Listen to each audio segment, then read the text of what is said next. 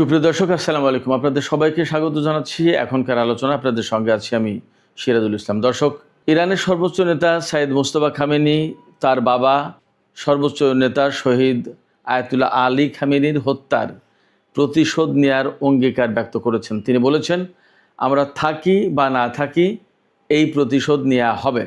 মার্কিন president Donald Trump যখন ইরানকে পৃথিবীর মানচিত্র থেকে মুছে ফেলার হুমকি দিয়েছেন, একেবারে সম্পূর্ণ ধ্বংস করে ফেলার হুমকি দিয়েছেন, তারপরে কিন্তু এই বিবৃতি দিলেন ইরানের সর্বোচ্চ নেতা, এবং এটি তার পক্ষ থেকে প্রথম বিবৃতি।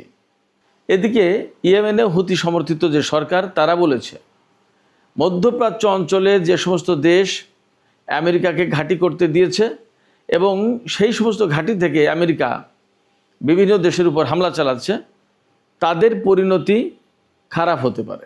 একই সাথে ইয়েমেনের হুতিরা এই ঘোষণা দিয়েছে, এই সমস্ত ঘাঁটি থেকে মধ্যপ্রাচ্য অঞ্চলের যে প্রতিরোধ অক্ষ আছে, এই প্রতিরোধ অক্ষের যে কোনো দেশের উপরে হামলা হলে তা পুরো প্রতিরোধ অক্ষের উপর হামলা হিসেবে ধরে নেওয়া হবে এবং সেইভাবে পাল্টা জবাব দেওয়া হবে।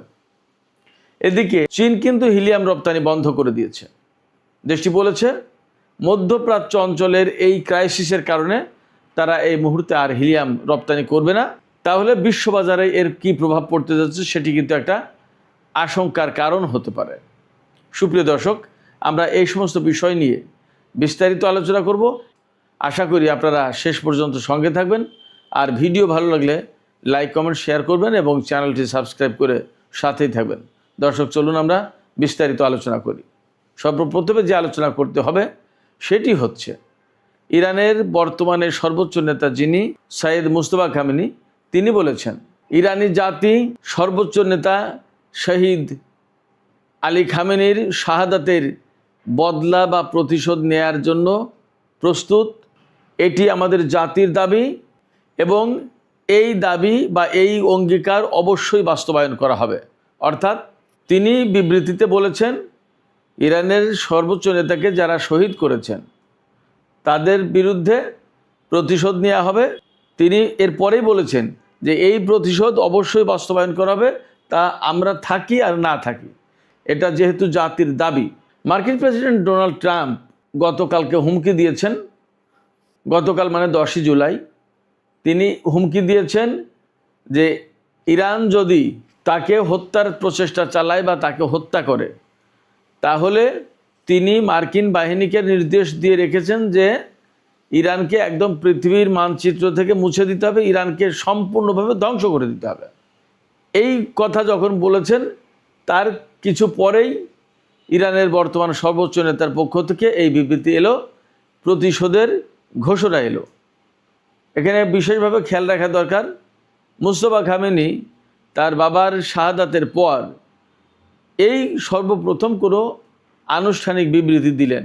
তিনি কিন্তু এখনও জনসমক্ষে আসেননি। আমরা এর আগেও বলেছি যে ইরানের যে বিরাট জনসংখ্যা, যারা সর্বোচ্চ নেতা আয়াতুল্লাহ আলী খামেনির জানাজা এবং দাফন অনুষ্ঠানে উপস্থিত ছিলেন, তাদের ভিতরে একটা বিরাট সংখ্যক মানুষ, তারা কিন্তু এই যে আমেরিকার সাথে ইরানের যে আলোচনা চলছে, চুক্তির চেষ্টা চলছে, এই সমস্ত বিরোধিতা করেছেন। তারা বলছেন যে যারা আমাদের সর্বোচ্চ নেতাকে হত্যা করেছে, যারা আমাদের ইমামকে হত্যা করেছে, তাদেরকে হত্যা করতে হবে, তা না করে প্রতিশোধ না নিয়ে এই সরকার কেন আমেরিকা বা তাদের সাথে আলাপ আলোচনা করছে, চুক্তির চেষ্টা করছে, মীমাংসার চেষ্টা করছে, আপোষের চেষ্টা করছে? কেন এগুলো করবে? তাদের দাবি হচ্ছে সর্বোচ্চ নেতাকে হত্যা করেছে, যারা হত্যা করেছে তাদেরকে হত্যা করতে হবে। এবং এই বিষয়টাকে কেন্দ্র করে কিন্তু এরই মধ্যে ডোনাল্ড ট্রাম্প ইরানকে তো এই হুমকি দিয়েছে যে বিশ্বের মানচিত্র থেকে মুছে ফেলা হবে, সম্পূর্ণ ধ্বংস করে ফেলা হবে। তার আগে ইসরায়েলের গোয়েন্দা সংস্থা আমেরিকাকে জানিয়েছিল যে ডোনাল্ড ট্রাম্পকে হত্যার জন্য ইরানিরা পরিকল্পনা করছে। তবে আমেরিকার যে সমস্ত গোয়েন্দা সংস্থা, তারা বলছে যে আমাদের কাছে এই রকম সুনির্দিষ্ট কোনো তথ্য নেই যে ইরানিরা হামলার পরিকল্পনা করছে। হ্যাঁ, ইরানিরা যে কথা বলছে যে তারা প্রতিশোধ দেবে তাদের সর্বোচ্চ নেতার হত্যার, সেই কথা কমন এবং সেটা প্রকাশ্যেই বলছে তারা। সেই কথা আমরা এমনিতেই জানি, কিন্তু গোয়েন্দা তথ্য এমন নেই যে সুনির্দিষ্ট কোনো তথ্য যে যার ভিত্তিতে বলা যাবে অমুক ব্যক্তি বা অমুক দল বা অমুক অমুক লোকজন বিশেষ গোপন স্থানে এই পরিকল্পনা করেছে, এইভাবে বাস্তবায়ন করবে তাদের প্রতিশোধের এজেন্ডা, এমন কোনো তথ্য আমাদের কাছে নেই। তার মানে ইসরায়েল এবং আমেরিকার ভিতরে এই ব্যাপারে গ্যাপ আছে, বোঝা গেল। এই জায়গা থেকে অনেকে বলছেন যে নেতানিয়াহু বা ইসরায়েল আসলে আমেরিকাকে বিশেষ কোনো গোয়েন্দা তথ্য দিল, নাকি যে কথা বলছে সেটা দিয়ে ডোনাল্ড ট্রাম্পকে ইরানের বিরুদ্ধে আরও বেশি শক্ত পদক্ষেপ নেওয়া বা ইরানের বিরুদ্ধে আরও বড় হামলা চালানোর উস্কানি দিল, সেই প্রশ্ন কিন্তু আছে। এই প্রশ্ন শুধু আমি তুলছি না বা আমাদের মতো আরও 2-5-10 জন তুলছে না, খোদ আমেরিকার বিশ্লেষকরা, পর্যবেক্ষকরা এবং যারা সমালোচক বা এরকম আলোচনা করেন পত্রপত্রিকার সাংবাদিকতার সাথে জড়িত, তারাও প্রশ্ন তুলছেন যে ইসরায়েল আসলে কি চাইছে। ইসরায়েল এখানে আমেরিকাকে তথ্য দিয়ে সাহায্য করলো, নাকি ইরানের বিরুদ্ধে আরও বড় রকমের হামলায় জড়িত হওয়ার জন্য ডোনাল্ড ট্রাম্পকে উস্কানি দিল। সুপ্রিয় দর্শক, ইরান এবং আমেরিকার মধ্যে যখন এরকম উত্তেজনা, প্রচণ্ড উত্তেজনা, এবং এখন উত্তেজনার সবচেয়ে বড় যে দুটো টপিক, সেটা হচ্ছে ইরানের সর্বোচ্চ নেতার হত্যার প্রতিশোধের প্রশ্ন, আর একটা হচ্ছে হরমুজ প্রণালী। হরমুজ প্রণালী কার নিয়ন্ত্রণে থাকবে বা ইরানের নিয়ন্ত্রণে আদৌ থাকবে কিনা, নাকি একদম উন্মুক্ত করে দেওয়া হবে, এই বিষয়টা। যখন এই দুটো বিষয় নিয়ে খুবই গুরুত্বপূর্ণ আলোচনা চলছে, হুমকি পাল্টা হুমকির প্রশ্ন, এবং ইরান যখন বলছে যে করেই হোক, যদি প্রয়োজনে যুদ্ধ করেও হয়, তাহলেও আমরা এই হরমুজ প্রণালীর নিয়ন্ত্রণ আমাদের হাতে রাখব। যদি ব্যাপারটা তাই হয়, তাহলে দাঁড়াচ্ছে কি? তাহলে দাঁড়াচ্ছে যে ইরান কোনো মতেই ছাড়বে না হরমুজ প্রণালীর কন্ট্রোল, এবং আমেরিকা হয়তো সেটা মানতে চাইবে না। তাহলে দুই পক্ষের ভেতরে আবার নতুন করে সংঘাত সৃষ্টি হতে পারে। এই রকম একটা প্রেক্ষাপটে যখন পরিস্থিতি, তখন ইরানের পররাষ্ট্রমন্ত্রী সাইয়েদ আব্বাস আরাকচি ওমান সফরে গেছেন। আজকে মানে আজকে 11ই জুলাই। এই সফরে গিয়ে তিনি ওমানের সাথে মূলত আলোচনা করছেন কিভাবে হরমুজ প্রণালী ম্যানেজমেন্টের দায়িত্ব তারা দুই দেশ মিলে পালন করতে পারে। অর্থাৎ আমেরিকার হুমকির কাছে নতি স্বীকার না করে বরং ওমান এবং ইরান কিভাবে হরমুজ প্রণালী কন্ট্রোল করবে তার আলোচনা করছে। এটা একটা গুরুত্বপূর্ণ দিক বটে।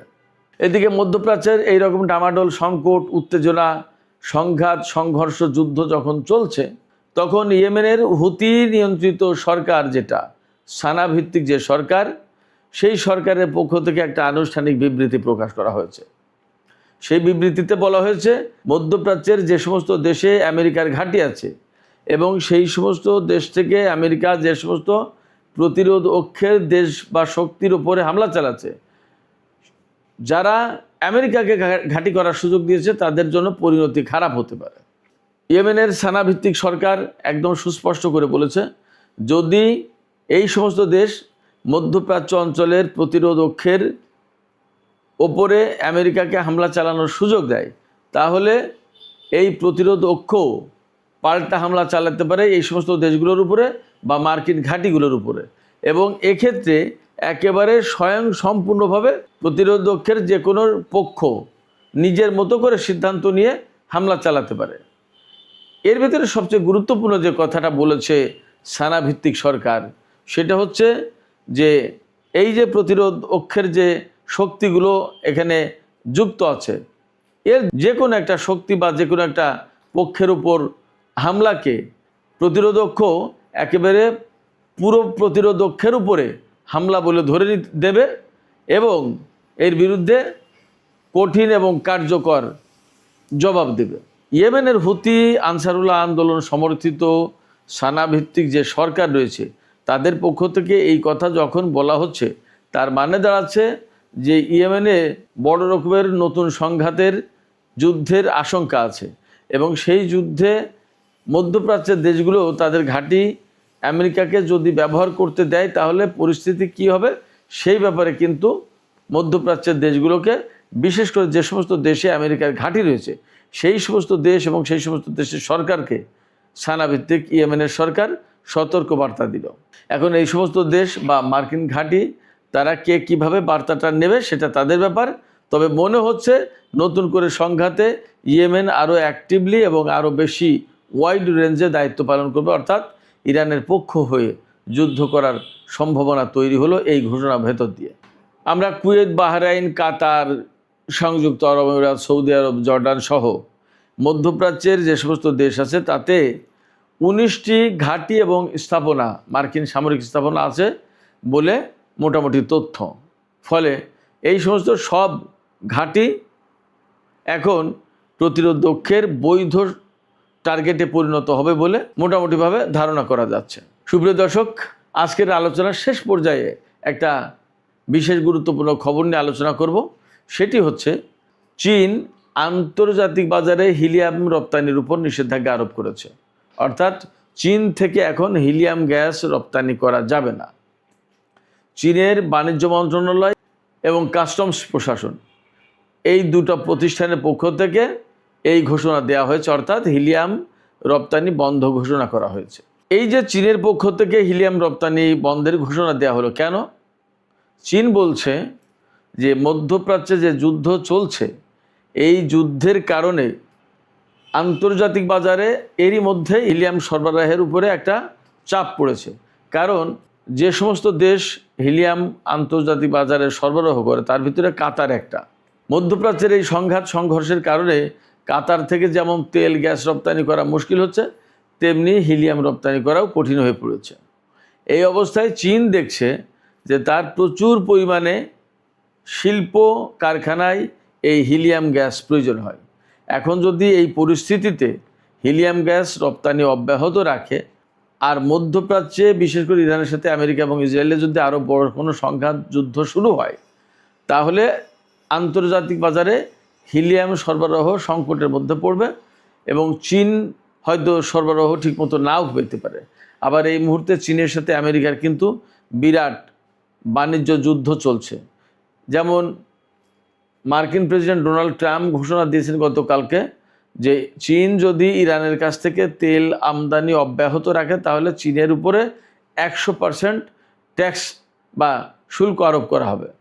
চীন বলেছে 100% কেন, তোমরা 200% বা যত খুশি ট্যাক্স আরোপ করতে পারো, কিন্তু আমরা ইরান থেকে তেল নেওয়া বন্ধ করবো না। এটা আমাদের স্বাধীন সার্বভৌম সিদ্ধান্ত। আমরা আমাদের সিদ্ধান্ত নেব, আমরা কার কাছ থেকে তেল নেব কার কাছ থেকে নেব না সেটা আমাদের ব্যাপার, কেউ এখানে হস্তক্ষেপ করতে পারে না। তার মানে চীনের সাথে আমেরিকার কিন্তু এই মুহূর্তে আবার নতুন করে প্রচণ্ড বাণিজ্য যুদ্ধ শুরু হলো। এই বাণিজ্য যুদ্ধের মধ্যে হিলিয়াম গ্যাসের মতো একটা গুরুত্বপূর্ণ গ্যাস যদি চীন তার জরুরি প্রয়োজনের সময় সরবরাহ না পায় তাহলে ভয়াবহ বিপর্যয়ের মধ্যে পড়বে। সেই কারণে চীন তার হাতে নিজের যা আছে সেটা স্টক করে তার চাহিদা মেটানোর একটা ব্যবস্থা করার চেষ্টা করছে। এখানে একটা প্রশ্ন আসতেই পারে যে হিলিয়াম গ্যাস আসলে কি কি কাজে লাগে? হিলিয়াম গ্যাস অনেক কাজে লাগে। এখনকার দুনিয়ায় সবচেয়ে বড় যে বিষয়টা সেটা হচ্ছে যে সেমিকন্ডাক্টর চিপ, যেটা মোবাইল, জাহাজ, বিমান সব কিছুতে এই জিনিসটা লাগে, গাড়িতে লাগে। এই জিনিস তৈরির জন্য এই হিলিয়াম গ্যাস লাগে এবং কারখানা পরিবেশ পরিষ্কার পরিচ্ছন্ন রাখার জন্য এইটা লাগে। এরপরে রকেটের যে জ্বালানি ট্যাঙ্কার, সেই জ্বালানি ট্যাঙ্কারের প্রেশার ঠিক রাখার জন্য হিলিয়াম গ্যাস লাগে, অর্থাৎ রকেটে হিলিয়াম গ্যাস লাগে। তার মানে মহাকাশ গবেষণার কর্মকাণ্ডের জন্য হিলিয়াম গ্যাস মাস্ট। এমআরআই মেশিনের সুপার কন্ডাক্টিং যে ম্যাগনেট রয়েছে তার তাপমাত্রা একদম ঠান্ডা রাখার জন্য এই হিলিয়াম গ্যাসের ব্যবহার করা হয়, হিলিয়াম গ্যাস লাগে। ফাইবার অপটিক তৈরি এবং লেজার প্রযুক্তি যেটা, এখানে হিলিয়াম গ্যাস একদম অবধারিত লাগে। এছাড়া বিভিন্ন বৈজ্ঞানিক গবেষণায় এই হিলিয়াম গ্যাসের ব্যবহার রয়েছে, প্রয়োজন হয়। আর ফাইবার অপটিক, এই লেজার প্রযুক্তি, এগুলো তো আপনারা বুঝতে পারেন যে পৃথিবীতে এই মুহূর্তে কত বেশি প্রয়োজন এগুলো। এছাড়া বিশেষ ধরনের ওয়েল্ডিং এবং শিল্প কারখানায় এই হিলিয়াম গ্যাস লাগে। এখন প্রশ্ন হচ্ছে, চীন কি পৃথিবীতে একমাত্র হিলিয়াম রপ্তানিকারক দেশ? না, চীন বরং অনেক কম রপ্তানি করে। সবচেয়ে বেশি রপ্তানি করে আমেরিকা, এরপরে রয়েছে কানাডা, কাতার, রাশিয়া, আলজেরিয়া, এই সমস্ত দেশ। তো চীন যদি এই হিলিয়াম গ্যাস রপ্তানি বন্ধ করে দেয় তাহলে আসলে কি অনেক বড় প্রভাব পড়বে? না, অনেক বড় প্রভাব পড়বে না। এখনকার যে তথ্য সেই তথ্য অনুসারে বলছি যে খুব বড় প্রভাব পড়বে না, কিন্তু যুদ্ধ যদি দীর্ঘস্থায়ী হয় এবং বড় পরিসরে ছড়িয়ে পড়ে তাহলে মধ্যপ্রাচ্যের যে সমস্ত দেশ তারা এটা কতদূর কি সাপ্লাই দিতে পারবে, বিশেষ করে কাতার, সেটা একটা ব্যাপার। আমেরিকার কাছ থেকে চীন কতটুকু পাবে সেটা একটা ব্যাপার। এছাড়া যে যুদ্ধ পরিস্থিতি দিন দিন বাড়ছে, তাতে অস্ত্র, ক্ষেপণাস্ত্র, মিসাইল, আদার অনেক কিছুর জন্য আরও বেশি প্রয়োজন হয়ে পড়ছে। সেক্ষেত্রে যদি নিজেদের চাহিদা পূরণ করতে না পারে, তাহলে তারা তো আমেরিকা এবং পাশ্চাত্যের যে দুনিয়া, তাদের সাথে যুদ্ধেও টিকতে পারবে না। এই কারণে চীন নিজের প্রয়োজন মেটানোর জন্য সরবরাহ ঠিক রাখতে এই হিলিয়াম রপ্তানির বন্ধের সিদ্ধান্ত নিয়েছে। তবে মনে করা হচ্ছে যে ইরান যুদ্ধ আরও বেশি মাত্রায় ছড়িয়ে পড়তে পারে এমন আশঙ্কা থেকেই মূলত চীন এই হিলিয়াম রপ্তানি বন্ধ ঘোষণা করেছে। দেখা যাক আগামী 2-5-10 দিনের ভেতরে হয়তো আরও পরিষ্কার হবে যে চীন কেন প্রকৃতপক্ষে হিলিয়াম রপ্তানি বন্ধ করলো, এবং এই চীনের হিলিয়াম রপ্তানি বন্ধের কারণে আন্তর্জাতিক বাজারে এই হালকা গ্যাসটি অর্থাৎ হিলিয়ামের দাম কতটুকু বাড়লো, কীরকম কী তার প্রভাব পড়লো, আমরা সব জানতে পারবো। সুপ্রিয় দর্শক, এখনকার আলোচনা এখানে শেষ করতে চাই। আলোচনা শেষের আগে আমি আপনাদের কাছে প্রথম যে বিষয় নিয়ে আলোচনা করেছিলাম সেই বিষয় নিয়ে একটু জানতে চাই যে ইরানের সর্বোচ্চ নেতা শহীদ আয়াতুল্লাহ আলী খামেনির শাহাদাতের প্রতিশোধ নেয়ার অঙ্গীকার ব্যক্ত করেছেন বর্তমান সর্বোচ্চ নেতা সাইয়েদ মুজতবা খামেনি। আপনাদের কি মনে হয় যে ইরান আমেরিকা বা ইসরায়েলের বিরুদ্ধে এই প্রতিশোধ নিতে পারবে? আপনাদের মতামত জানিয়ে কমেন্টে লিখুন। আর ভিডিও ভালো লাগলে লাইক, কমেন্ট, শেয়ার করবেন এবং চ্যানেলটি সাবস্ক্রাইব করে সাথেই থাকুন। দর্শক, এখনকার আলোচনা এখানে শেষ করতে চাই। আল্লাহ হাফেজ।